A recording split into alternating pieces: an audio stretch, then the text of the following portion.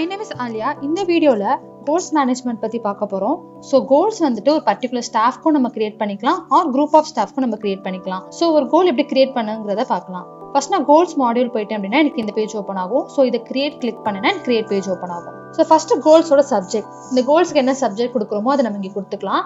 Next all staff பொறுத்த வரைக்கும் இப்போ நீங்க கிரியேட் பண்ண போற கோல்ஸ் ஆல் ஸ்டாஃப்னா டிஃபால்ட்டா இதை செக் பண்ணி நீங்க கிரியேட் பண்ணிக்கலாம். இல்ல நான் பர்டிகுலர் ஸ்டாஃப்க்கு கிரியேட் பண்ணணும் அப்படின்னா இது அன்செக் பண்ணணும் அப்படின்னா பர்டிகுலர் ஸ்டாஃப் அப்படிங்கிறது ஓப்பன் ஆகும். ஸோ இதை கொடுத்தேன்னா நீங்க எந்தெந்த ஸ்டாஃப் அப்படிங்கறத நீங்க வந்து ஸ்டாஃபோட டிராப் டவுன்ல செலக்ட் பண்ணிக்கலாம். அப்படி இல்லைன்னா நீங்க பிரான்ச் வைஸ், ஸோ இந்த பிரான்ச்சுக்கு இந்த கோல் வந்துட்டு கிரியேட் ஆகணும் அப்படின்னா இப்படியும் நம்ம பிரான்ச் வைஸும் நம்ம கிரியேட் பண்ணிக்கலாம்.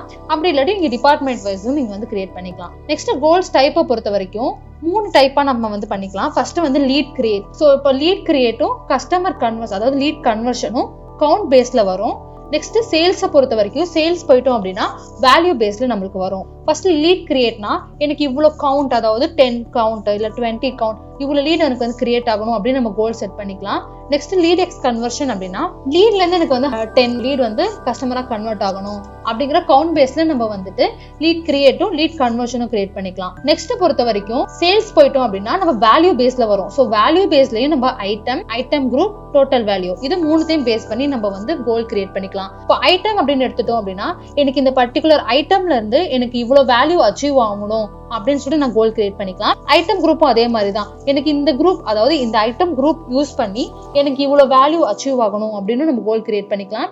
நெக்ஸ்ட் டோட்டல் வேல்யூ, டோட்டலா எனக்கு இவ்வளவு அமௌண்ட், அதாவது எனக்கு இந்த 1 மந்த்க்குள்ள இவ்வளவு அமௌண்ட் வந்து எனக்கு அச்சீவ் ஆகணும் அப்படின்றதையும் நீங்க கிரியேட் பண்ணிக்கலாம். அதுல பார்த்தோம் அப்படின்னா ப்ரொபோசல், எஸ்டிமேட், இன்வாய்ஸ், இது 3ஐயும் பேஸ் பண்ணி நம்ம வந்து கோல் கிரியேட் பண்ணிக்கலாம். நெக்ஸ்ட் கான்ட்ராக்டை பொறுத்த வரைக்கும் கான்ட்ராக்டும் வேல்யூ பேஸ்ல தான். இப்போ எனக்கு வந்துட்டு 50,000க்கு வந்து எனக்கு கான்ட்ராக்ட் வந்துட்டு நடக்கணும் அப்படின்னு சொல்லிட்டு நான் கான்ட்ராக்ட் பேஸ்லயே நம்ம என்ன பண்ணிக்கலாம், கோல் வந்து கிரியேட் பண்ணிக்கலாம். ஸோ நெக்ஸ்ட் வந்துட்டு கோலோட டேட்டு, கோலோட எண்ட் டேட், ஸோ இது ரெண்டுமே நம்ம இங்கேயே மென்ஷன் பண்ணிக்கலாம்.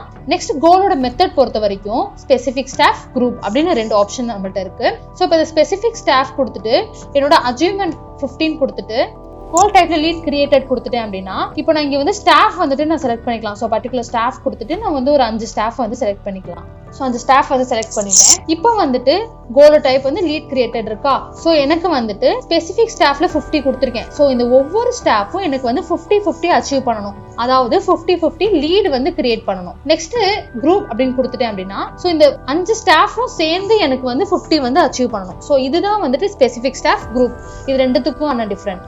நெக்ஸ்ட் இந்த கோல் சம்பந்தமா ஏதாவது டிஸ்கிரிப்ஷன் கொடுக்கறதா இருந்தாலும் நம்ம இந்த இடத்துல டிஸ்கிரிப்ஷன் கொடுத்துக்கலாம். ஸோ இது எல்லாத்தையும் கொடுத்துட்டு நம்ம ஒன்ஸ் சேவ் பண்ணோம் அப்படின்னா நம்மளுக்கு வந்துட்டு சேவ் ஆயிரும். ஸோ நெக்ஸ்ட் பார்த்தோம்னா நம்ம கிரியேட் ஆனதுக்கு அப்புறம் ஸோ இதான் லிஸ்ட் பேஜ். லிஸ்ட் பேஜ்ல என்னென்ன டீடைல்ஸ்லாம் ஷோ ஆகும் அப்படின்னா கோலோட சப்ஜெக்ட், கோலோட ஸ்டேட்டஸ், ஆட்டோமேட்டிக்கா அதோட ஸ்டார்ட் டேட் ஆயிருச்சுனாலே அது ஆட்டோமேட்டிக்கா இன் ப்ரோக்ரஸ் ஆயிரும். அதோட எண்ட் டேட் ஆயிருச்சுன்னா கம்ப்ளீட்டட் ஆயிரும். நெக்ஸ்ட் கோலோட டைப் நம்மளுக்கு இங்க மென்ஷன் ஆகும். கோலோட start date, end date and achievement, எவ்வளவு நம்மளுக்கு அச்சீவ் பண்ண போறோம் அப்படிங்கிற அச்சீவ்மெண்ட் இங்க இருக்கும்.